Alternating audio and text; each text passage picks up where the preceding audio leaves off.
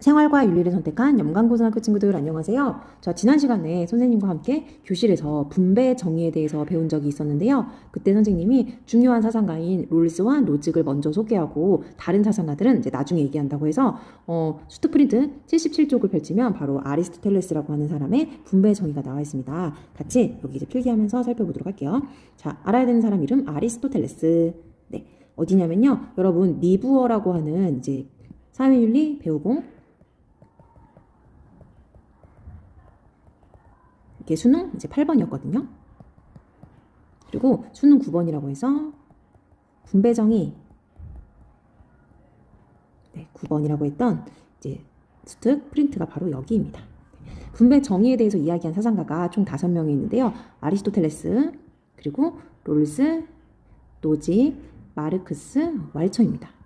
선생님이 롤스, 노직은 했으니까 이제 아리스토텔레스와 마르크스, 왈처 이렇게 순서대로 소개를 좀 해드릴게요. 자, 제시문을 같이 살펴보면요, 이제 원문에서 이렇게 표현하고 있습니다. 아리스토텔레스는 우선 이제 고대의 공동체주의자죠. 이 사람이 뭔가 사람들한테 분배할 때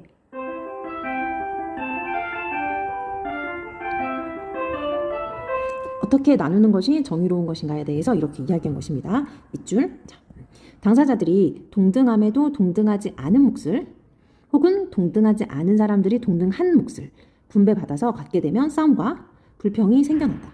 분배에서 정의로운 것은 말이죠. 어떤 가치에 따라서, 중요해서 빨간색으로, 어떤 가치에 따라 이루어져야 한다는 것에 대해서는 모든 사람이 동의하지만 그럼에도 모든 사람들이 동일한 것을 가치로 주장하는 것은 아니다. 네, 옆에서 써볼까요?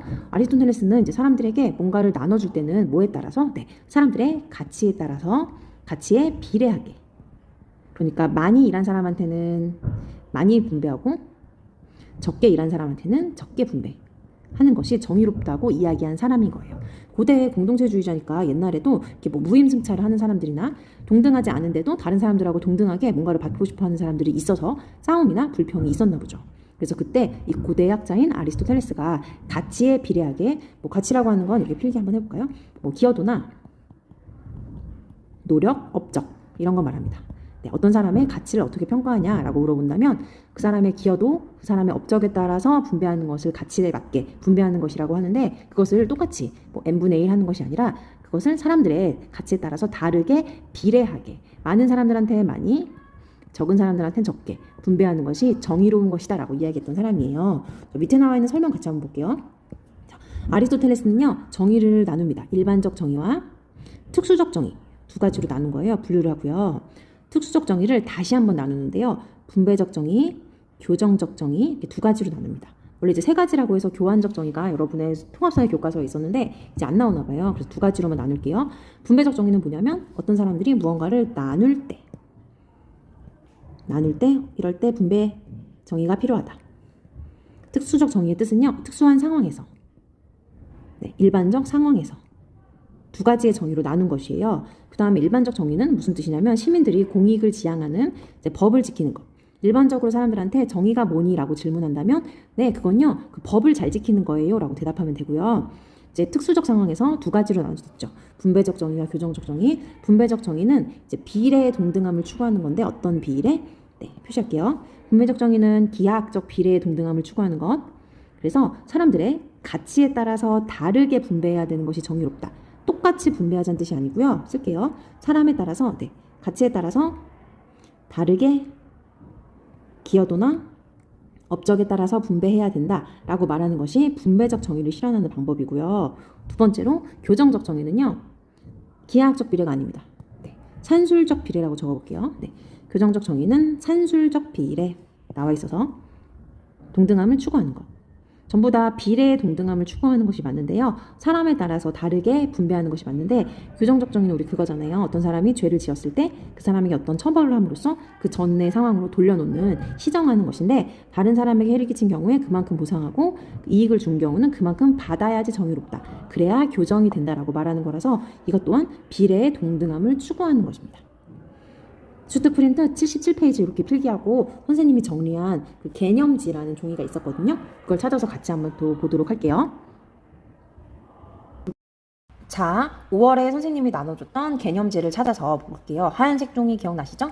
자, 아리스토텔레스는 뭐라고 얘기했냐면 분배 정의란 뭔가 비례에 따르는 것이 정의로운 것이다 라고 이야기한 내용인 거예요. 다시 한번 정리하자면 공동체에서 어떤 이제 사람들이 있는데 그 시민들 사이에 분배는 어떻게? 네, 그 사람의 가치에 따라서 비례하게 분배하는 것이 정의로운 것이다 라고 말한 것입니다.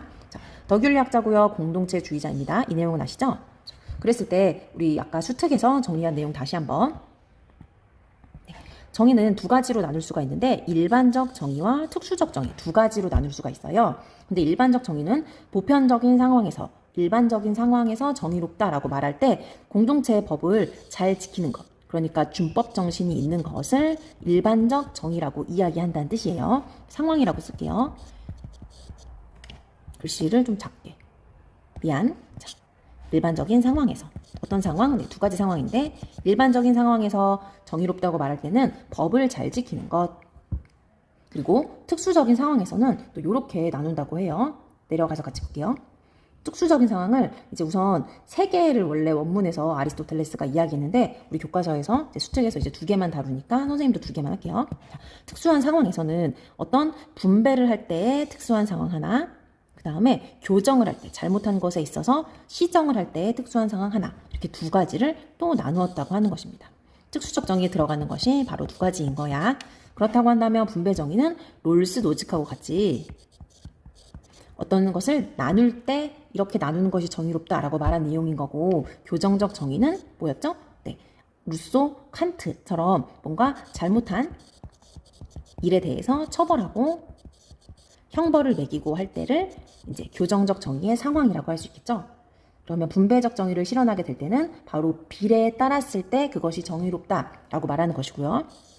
교정적 정의도 이제 잘못한 만큼에 대해서 벌을 줘야 되니까 비례에 따랐을 때라고 이야기하는 것입니다.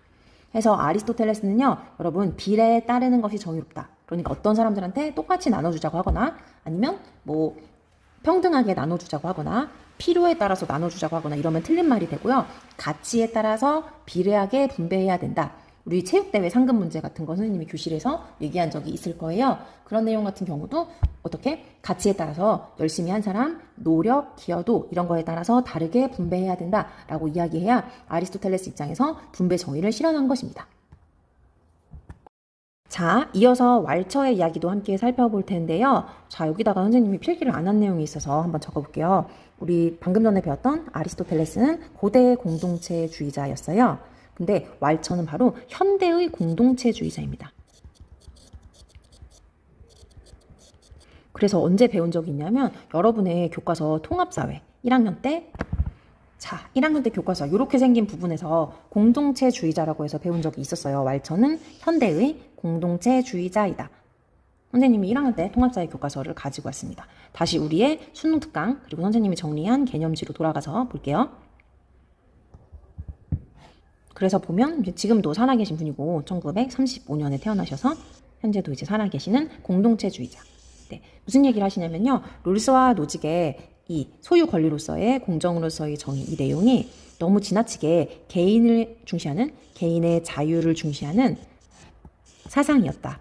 라고 해서 사람들의 도덕성이 타락하고 공동체의 도덕성, 소속감 이런 것들이 없어지는 걸 걱정하면서 다시 이 고대의 공동체주의가 이제 부활하게 된 것입니다.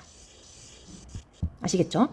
그래서 왈처의 제시문은 거의 비슷하고 고정이 돼 있어요. 이 내용만 외우면 딱 왈처구나 하고 그 내용도 어렵지 않아서 선생님이 지금 설명해 주도록 할게요. 왈처는 무슨 얘기를 하냐면 현대의 공동체주의자니까 이러한 주장을 하는 거예요. 현대사회가 되면서 사람들이 갖고 싶어하는 가치가 되게 많아지고 그 가치들을 사람들이 분배할 때 여러 가지 문제가 생기더라. 그럴 때 롤스나 노직 같은 어떤 절차, 과정이나 이런 걸 적용하는 것보다는 각각 그 사회적 가치에 고유한 특성을 존중해 줘야 된다라고 얘기하는 거예요. 어떠한 사회적 가치 X도 X의 의미와 상관없이 다른 사람이 그 다른 가치 Y를 가지고 있다는 이유만으로 그 Y를 가진 사람에게 분배되어서는 안 된다. 이것이 바로 정의로운 세상이고 그 정의로운 세상은 복합평등이라는 게 실현된 다원적 평등의 세상이다. 라고 이야기하는 거예요. 필기할게요. 다원적 평등. 다원. 평등. 그 다음에 같은 말. 복합 평등. 어떤 것이냐면요. 가치라고 하는 건 사람들이 갖고 싶어 하는 게 여러 가지가 있다고 해요. 내려가서 볼까요? 네.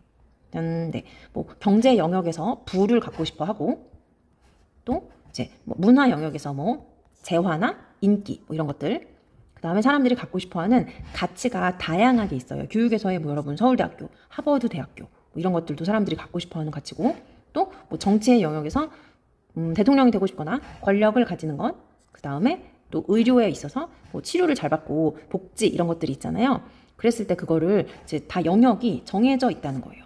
경제는 경제끼리, 문화는 문화끼리, 또 교육은 교육끼리, 정치는 정치끼리, 의료는 의료끼리 정해져 있는 이 구분이 된 사회가 정의로운 사회이고, 그 다원적인 것이 실현된, 복합평등이 실현된 사회다라고 이야기하는 것입니다. 여러분 떠올리시면 뭐 누가 있을까요?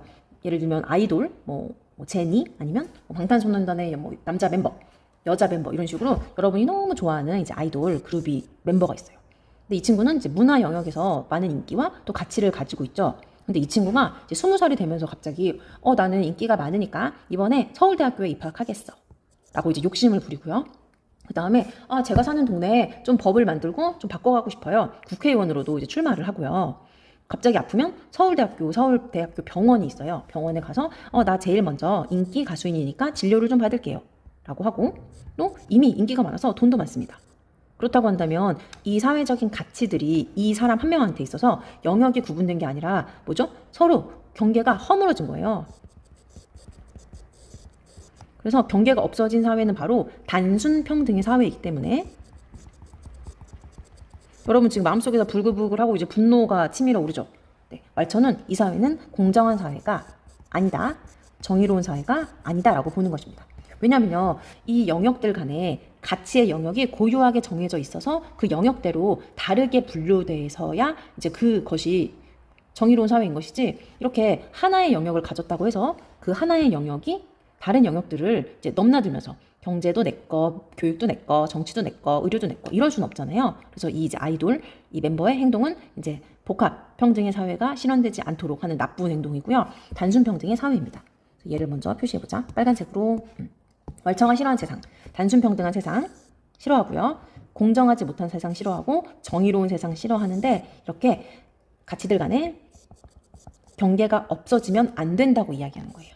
그래서 고유한 영역을 서로 지켜주면서 문화는 문화끼리, 그래서 뭐 공부를 잘하는 사람이 갑자기 뭐 경제, 정치 이런 식으로 이제 분야에 진출하는 건 어쩔 수 없지만, 그거를 단지 가지고 있다는 상관없이 이유만으로 다른 사람에게 분배되어서는 안 된다라고 이야기하는 거니까, 이 다원적 평등이 실현된 사회는 이 경계가 분명한 사회를 말하는 것입니다.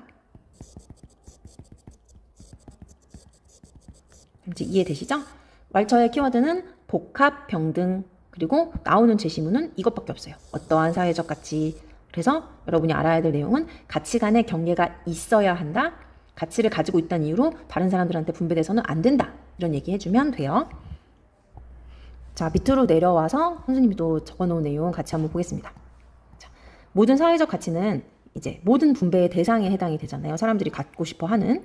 그렇기 때문에 공동체의 역사적, 문화적 맥락과 의미를 부여해서 그 공동체라고 쓸게요. 그 공동체. 그 공동체에서 갖고 싶어하는 역사적, 문화적 맥락이 있고 의미가 있다는 거예요. 공동체의 특수성을 인정해야 되는데, 뭐 예를 들면 대한민국에서는 서울대학교 교육의 가치가 엄청 크잖아요. 높고. 근데 이러한 단일한 가치를 아프리카, 지금 막 식수도 없고 뭐 마실 물도 없는 곳에 가서 서울대학교에 입학하라고 그 가치를 부여하고 그 사람들한테 강요할 수 없잖아요. 그러니까 공동체주의자 입장에서는 어떠한 가치, 예를 들면 롤스가 정의로운 거, 뭐 소유권, 이렇게 롤스가 얘기했던 노직이나 이러한 어떤 가치들을 이렇게 모든 공동체에 단일하게 부여할 수 없다라고 이야기하는 거예요. 밑으로 내려와 볼게요. 네. 왈처가 노직을 비판할 때 공동체의 특수성에 맞는 분배 기준이 필요하다. 어떤 공동체인지 그 공동체의 특징이 있어야 된다고 말하는 것이고요. 그 다음에 사회가 이미 다양하게 구성되어 있어요. 그래서 다원적 정의라고 했는데, 단일한 어떠한 뭐 소유권 쓸까요? 뭐 소유권, 소유 권리로서의 정의, 그 다음에 공정으로서의 정의, 이런 것들을 단일한 원칙을 적용할 수 없다라고 비판하는 것입니다. 그래서 왈처의 내용은 정말 쉽고 이해만 잘하면 이제 비판점이나 특징 같은 거는 이제 쉽게 암기할 수가 있어요. 그랬을 때 지금 너무 자본주의가 심하게 이제 발달을 하니까 그것을 이제 반대하기 위해서 나왔던 사회주의만 보면 끝나는데 이렇게 앞으로 가볼게요. 네. 먼저 마르크스라고 되어 있는 부분이 여기 탭이 작잖아요. 나무 여기 네모 모양이. 그래서 보면은 이게 좀 중요도라고 할 수 있어요.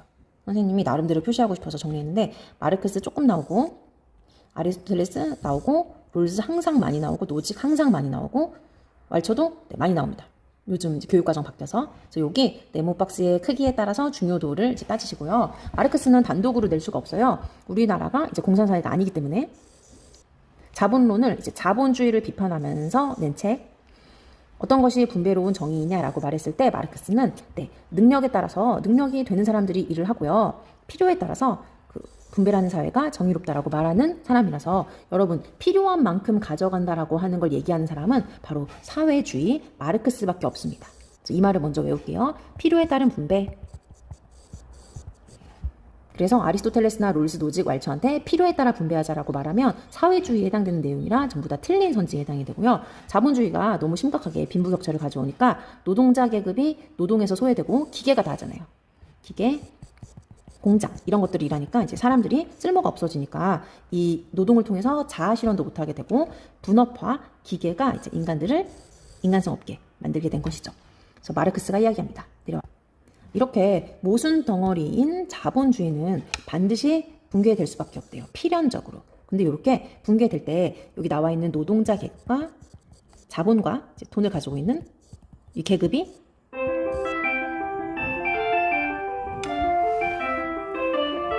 네, 대립을 하는 거거든요. 그랬을 때 이것은 이제 폭력혁명으로 전 세계의 노동자 계급이 전부 다 승리를 합니다.